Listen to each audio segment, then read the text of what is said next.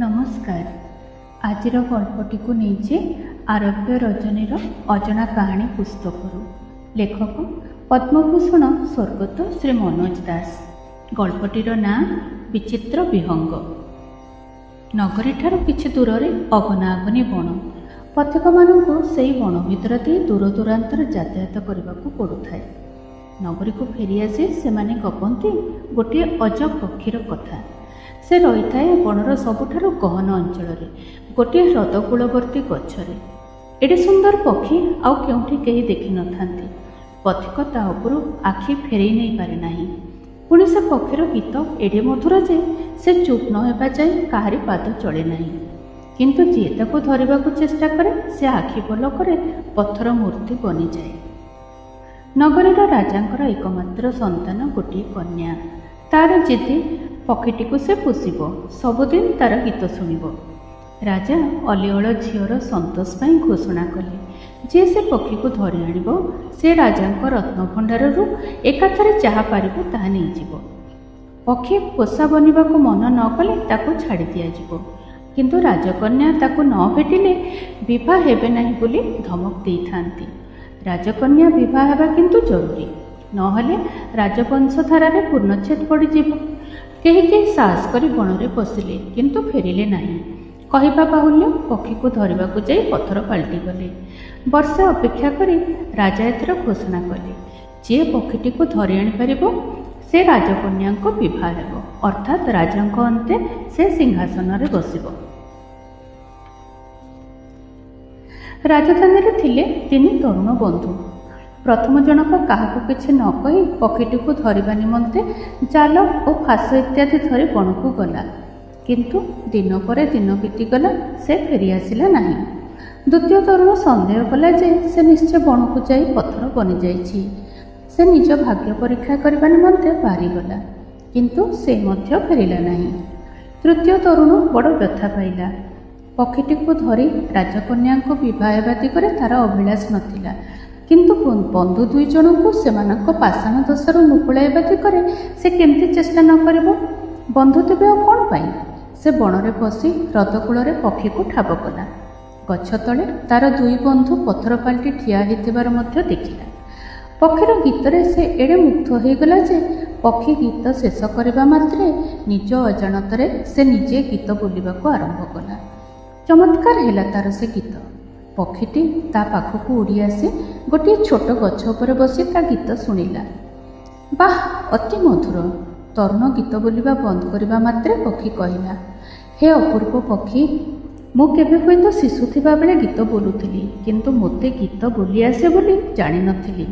ତୁମ ସଙ୍ଗୀତ ହିଁ ମୋ କଣ୍ଠକୁ ଜୀବନ ଦେଲା।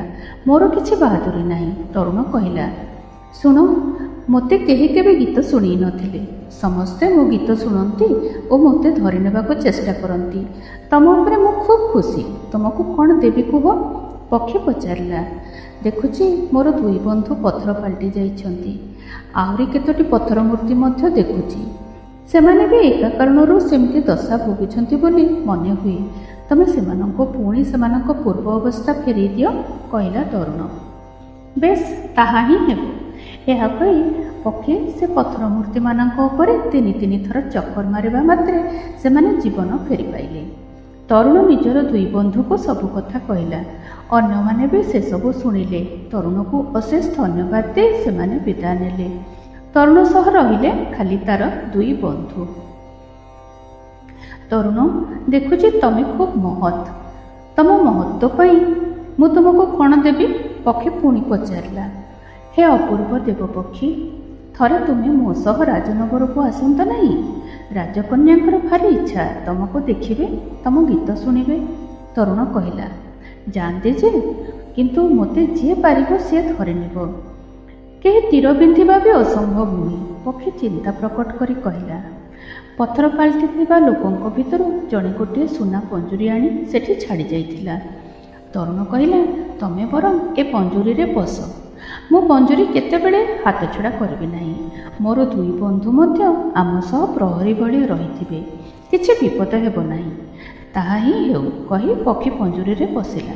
ତେବେ ତାର ଦୁଇ ବନ୍ଧୁ କିଛି ଫଳ ତୋଳିବାକୁ ଯାଇଥିବା ବେଳେ ସେ ତରୁଣକୁ କହିଲା, ମୋ ବାମ ଗୋଡ଼ରେ ଯେଉଁ ସୁନା ମୁଦିଟି ଅଛି ତାକୁ ବାହାରି କରି ନେଇ ନିଜ ଅଙ୍ଗୁଳିରେ ଲଗାଅ, କାମ ଦେବ। ତରୁଣ ତାହା ହିଁ କଲା। ପଞ୍ଜୁରୀ ଧରି ତିନି ବନ୍ଧୁ ବଣରୁ ବାହାରିବା ବେଳକୁ ରାତି ହେଇଗଲାଣି। ବଣ ପାଖରେ ଗୋଟିଏ ଦେବାଳୟ। ତିନିହେ ତହିଁ ବିଶ୍ରାମ ନେଲେ। ତରୁଣର ଦୁଇ ବନ୍ଧୁ ତାକୁ କହିଲେ, ତମେ ପ୍ରଥମେ ନିଦରେ ଶୋଇଯାଅ, ଆମେ ପକ୍ଷୀକୁ ଜଗିବୁ। ମଝିରାତି ବେଳକୁ ତମକୁ ନିଦରୁ ଉଠାଇ ଆମେ ଶୋଇବୁ, ତମେ ଜଗିବ। ତରୁଣ ରାଜି ହେଲା। ତାକୁ ନିଦ ଆସିଯିବା ପରେ ଅନ୍ୟ ଦୁଇ ଜଣ ନିଜ ନିଜ ଭିତରେ କଥାବାର୍ତ୍ତା ହୋଇ ହଠାତ୍ ତା ମୁହଁରେ ପୁଳାଏ କନା ଭର୍ତ୍ତି କରି ତା ହାତ ଗୋଡ଼ ବାନ୍ଧି ଅଦୂରରେ ଥିବା ଗୋଟିଏ କୂଅ ଭିତରକୁ ପକାଇ ଦେଇ ପଞ୍ଜୁରୀ ଧରି ରାତାରାତି ନଗରୀ ଅଭିମୁଖେ ଚାଲିଲେ। ଅଣନିଶ୍ୱାସୀ ହୋଇ ତରୁଣ ଅଚେତ ହୋଇଯାଇଥିଲା। ଚେତା ଫେରିବା ବେଳକୁ ସକାଳ ହେଲାଣି। କୂଅରେ ପାଣି ନଥିଲା। ସେ ପଡ଼ିଥିଲା ଶୁଖିଲା ଗୋଡ଼ିବାଲି ଉପରେ। କିନ୍ତୁ ଇଏ କ'ଣ? ତା ପାଖରେ ବସିଥାଏ ଜଣେ ଅତିକାୟ ଦୈତ୍ୟ। ତୁମେ କିଏ ବାବୁ? ପଚାରିଲା ତରୁଣ। ତୁମକୁ ପକ୍ଷୀ ଯେଉଁ ମୁଦି ଦେଇଥିଲା ମୁଁ ତାହାରି ଭିତରେ ଥିବା ଜିନ୍। ତମେ ତଳକୁ ପଡ଼ିବା ବେଳେ ମୁଦିଟି ପଥର ଦେହରେ ଘଷି ହୋଇଯାନ୍ତେ ମୁଁ ବାହାରି ଆସି ତମ ଆଦେଶକୁ ଅପେକ୍ଷା କରିଛି, କହିଲା ଦୈତ୍ୟ। ଧନ୍ୟବାଦ। ତୁମେ ଗୋଟିଏ ଅଶ୍ୱ ବନି ଯାଇ ମୋତେ ରାଜନଗରକୁ ନେଇଯାଇପାରିବ? ପଚାରିଲା ତରୁଣ। ପାରିବି ବୋଲି ପ୍ରଶ୍ନ କରୁଛ? ନିଶ୍ଚୟ ପାରିବି। ସେ ବନିଗଲା ଗୋଟିଏ ଅପୂର୍ବ ଅଶ୍ୱ। ଅଶ୍ୱ ତରୁଣକୁ ପିଠିରେ ବସାଇ କ୍ଷିପ୍ର ଗତିରେ ରାଜନଗରରେ ପହଞ୍ଚିଲା। ସେତେବେଳେ ସେଠାରେ ଜଟିଳ ଅବସ୍ଥା। ସୁନା ପଞ୍ଜୁରୀ ରାଜକନ୍ୟାଙ୍କ ପାଖରେ ପହଞ୍ଚିଛି। ପକ୍ଷୀକୁ ପାଇ ତାଙ୍କ ଆନନ୍ଦର ସୀମା ନାହିଁ। ଏଣେ ଦୁଇ ତରୁଣଙ୍କ ଭିତରେ ଭୀଷଣ କଳି। ପ୍ରଥମ ଜଣକ କହୁଛି ସିଏ ପକ୍ଷୀକୁ ଆଣିଛି, ଦ୍ୱିତୀୟ ଜଣକ କହୁଛି ସିଏ ଆଣିଛି। ତରୁଣ ସିଧା ରାଜାଙ୍କ ପାଖକୁ ଯାଇ କହିଲା, ମହାରାଜ, ଆପଣ ପକ୍ଷୀକୁ କାହିଁକି ପଚାରୁନାହାନ୍ତି? ବାଃ, ଠିକ୍ କଥା ମନେ ପକାଇଦେଲ ତ। ରାଜା ହାତ ତାଳି ଦେଇ କହିଲେ ଓ ରାଜକନ୍ୟାଙ୍କ ଅନ୍ତଃପୁରରୁ ପକ୍ଷୀକୁ ଅଣାଇଲେ।